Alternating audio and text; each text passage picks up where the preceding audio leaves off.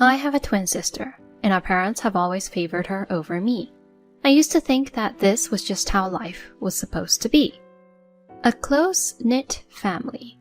I believe that's a truly wonderful and joyful thing. We must cherish our family. I feel that's something you can only say when you're cherished by your own family. Those who receive unconditional love from their families and see it as the norm might think this way. However, it's different for me. I don't remember ever being treasured by my family, and I don't think we get along. In fact, I was the only one treated as an outsider by them. My name is Harper, and I'm 30 years old. Yet, I'm still not married.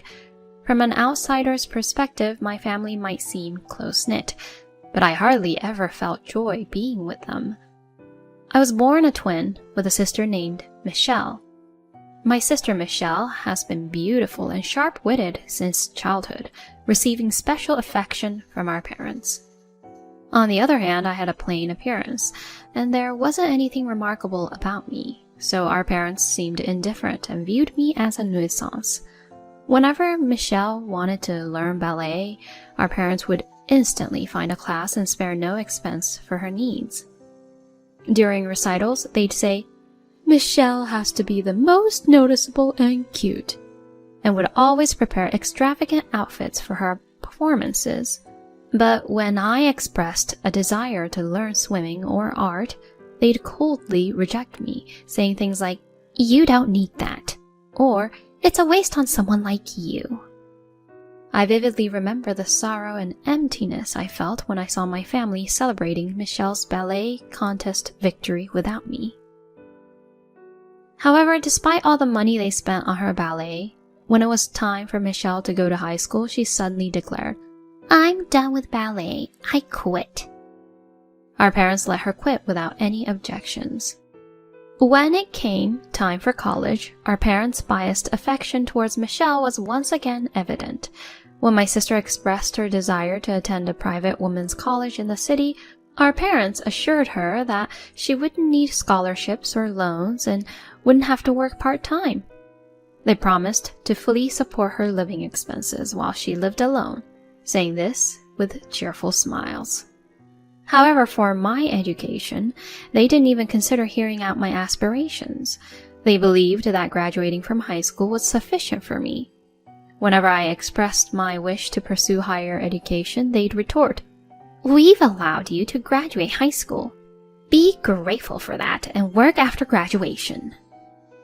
But I persistently negotiated with them, and under the conditions that I wouldn't rely on them for college expenses and would help out at home, I was allowed to attend a local public university. From that point on, my life was a hectic balance between my studies, part-time work, and housework. Since I took out student loans, I couldn't afford to lose any credits. To pay for my personal expenses, I couldn't afford to skip work either. I had to ensure that I completed all household tasks, or they'd force me to quit college. I worked tirelessly in this relentless routine. As for my sister, she occasionally came home, always appearing fashionable and polished, seemingly enjoying her campus life, contrasting the typical image of a college student. In contrast to my gorgeous sister, I was so occupied daily that I hardly had time to be conscious about my appearance, and she would mockingly comment about it. "You always look so drab, every single time I see you. I honestly don't want people thinking we're twin sisters with you looking like that. Seriously, how can you go out looking so messy? If I looked like that, I'd be too embarrassed to even live. Anyway, considering where you're attending, it's definitely a low-tier school, right? Does attending such a place even make sense? Isn't it just a waste of time?" "She's right.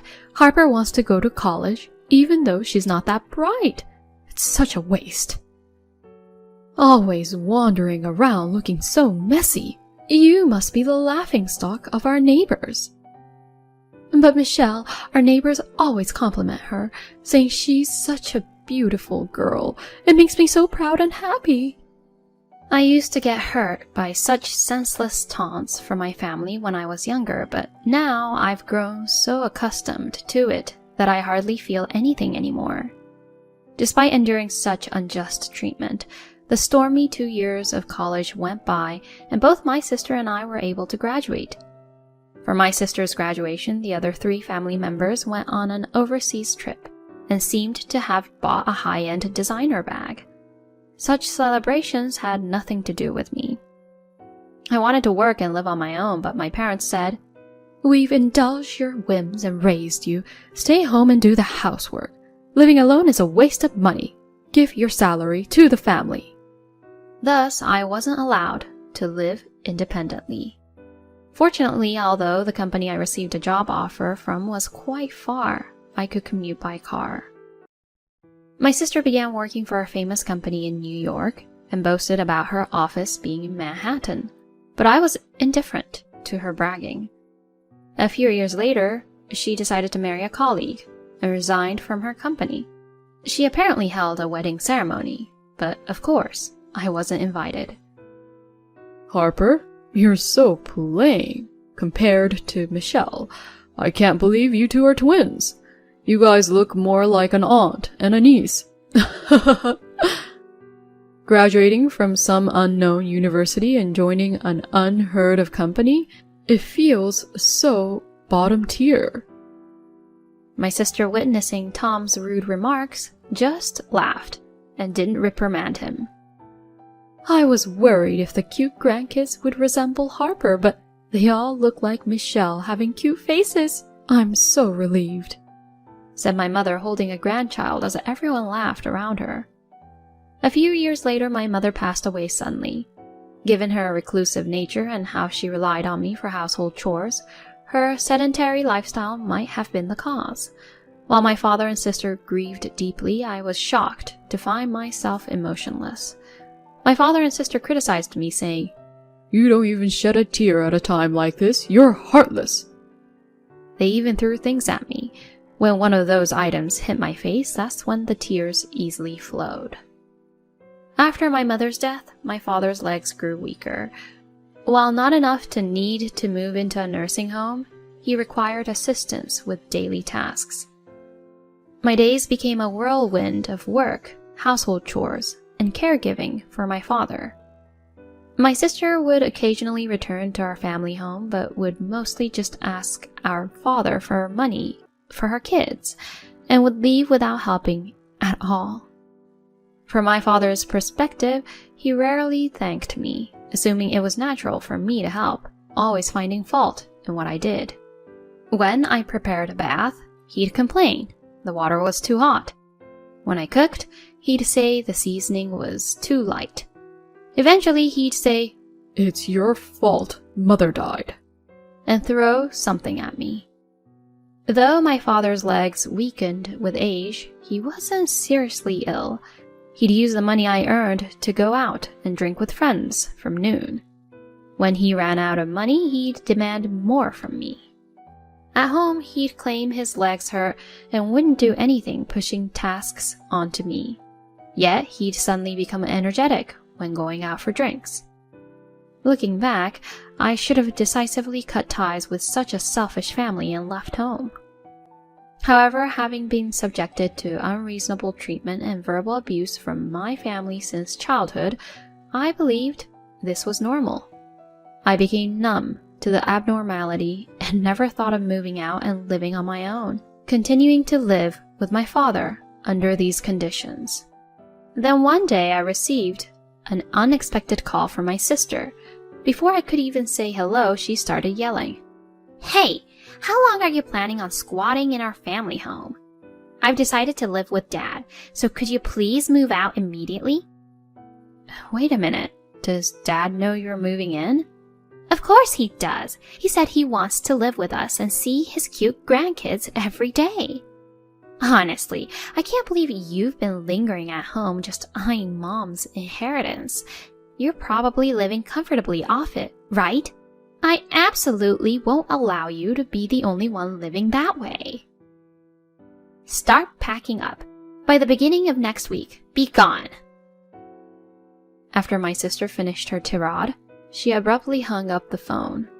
The word mother's inheritance that she emphasized kept bothering me.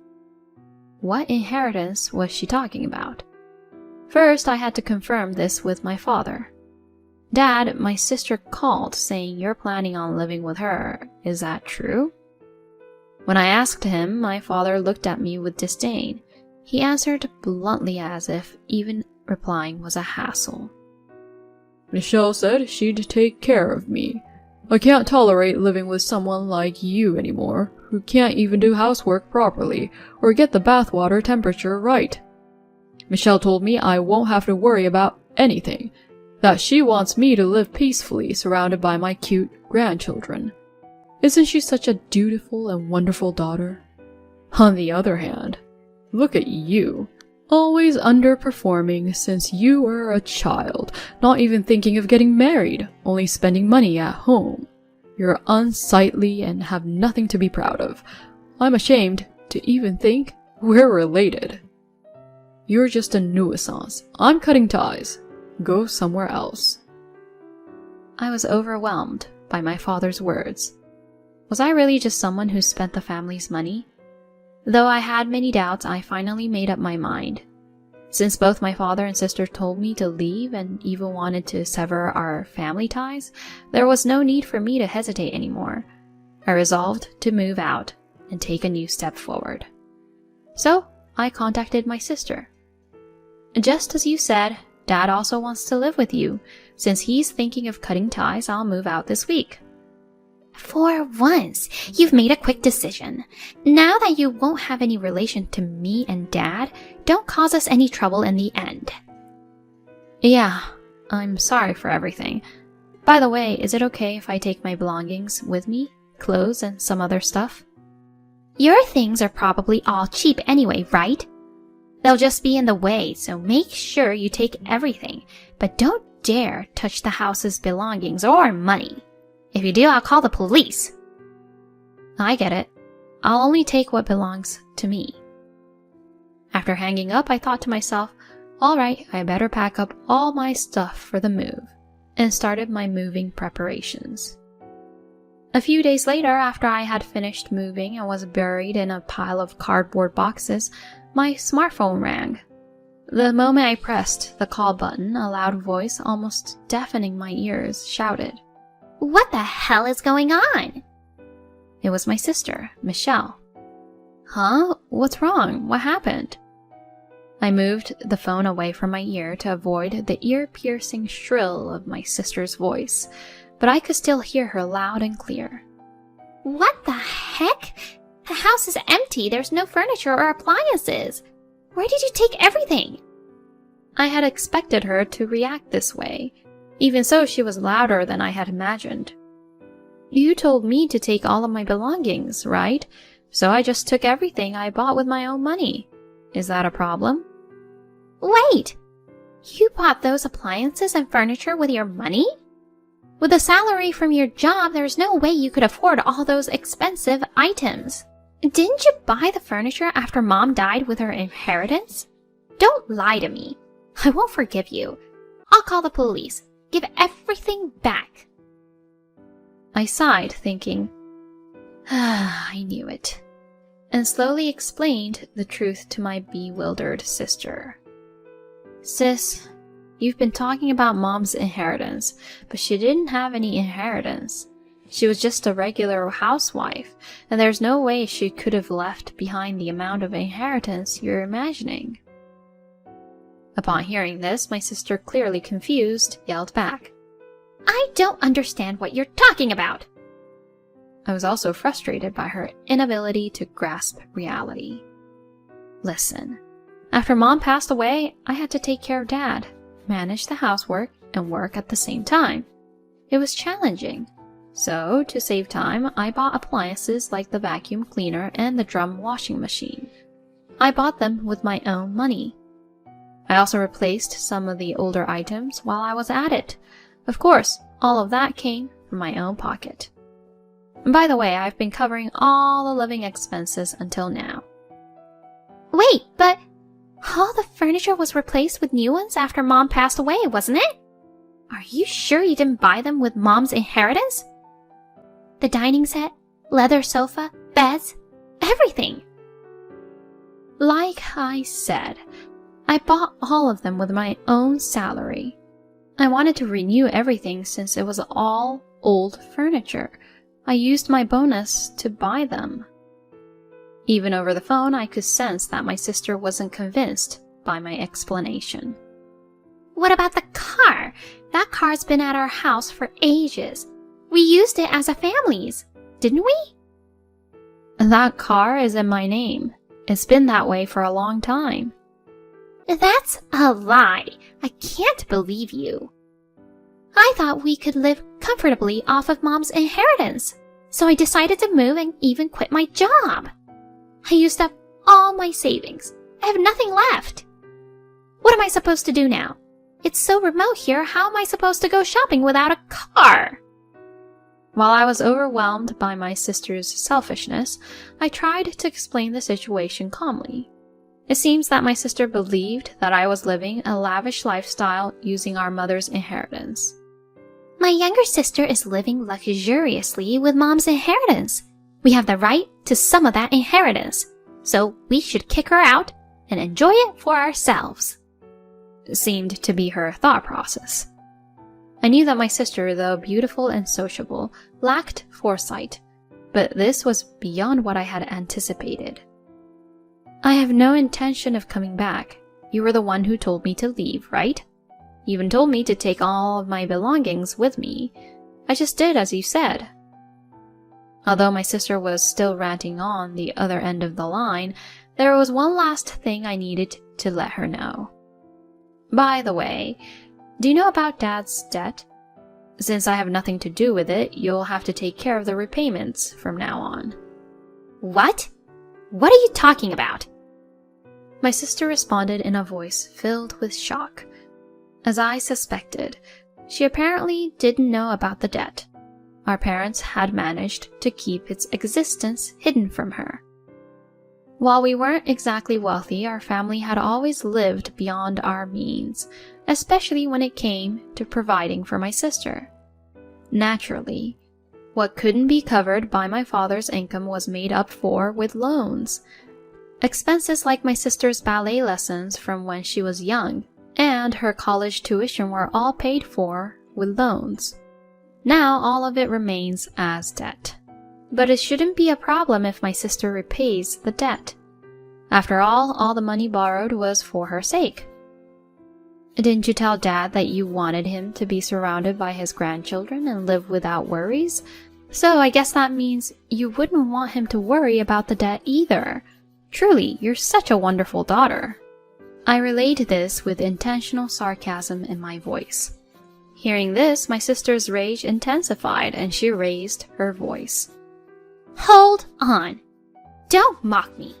Firstly, there's no way someone like you, who could only get a job at some unknown company, could afford all those high-end electronics and new furniture.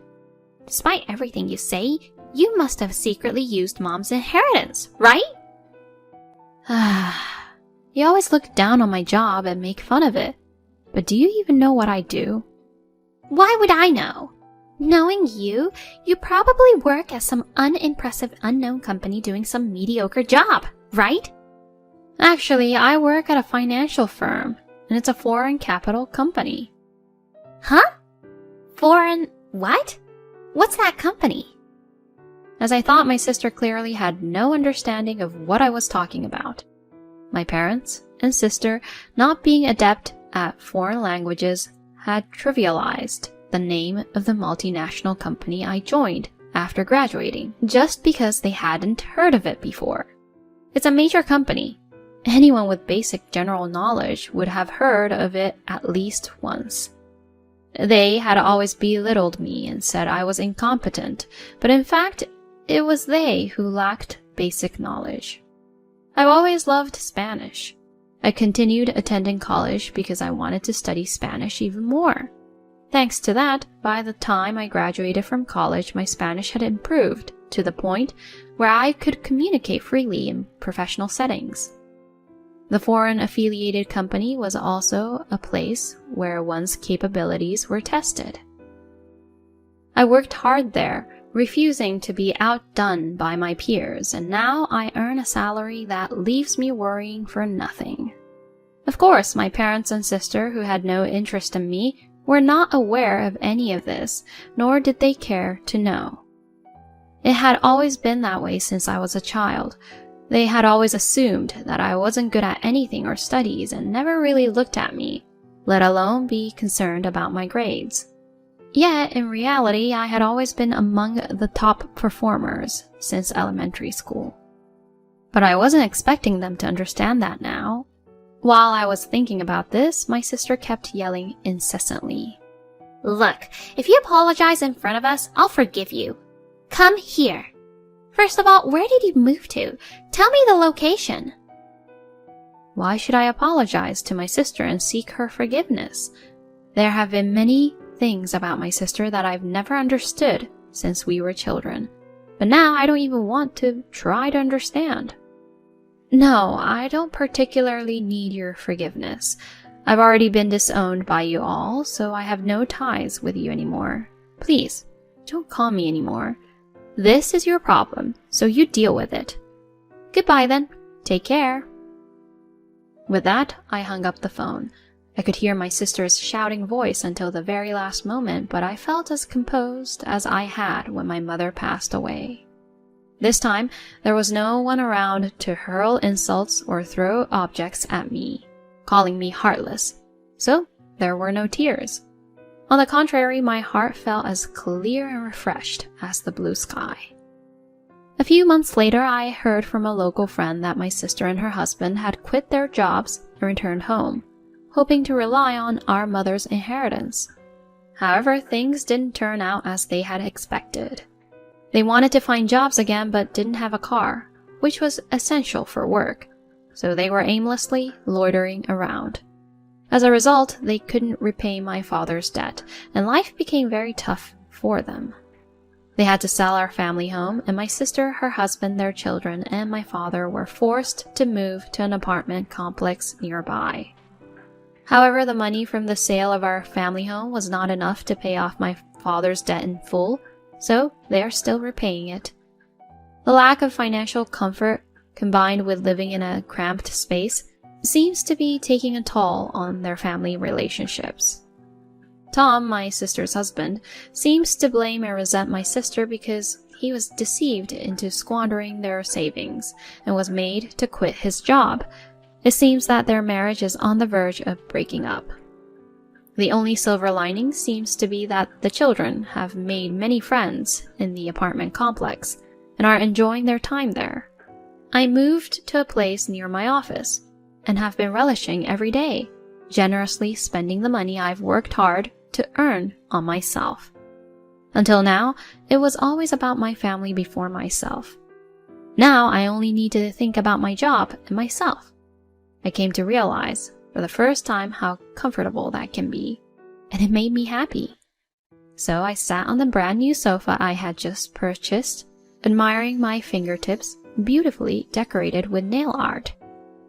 Considering all the hardships I had to endure in the past due to the restrictive environment, I plan to enjoy a carefree single life without worrying about others for a while.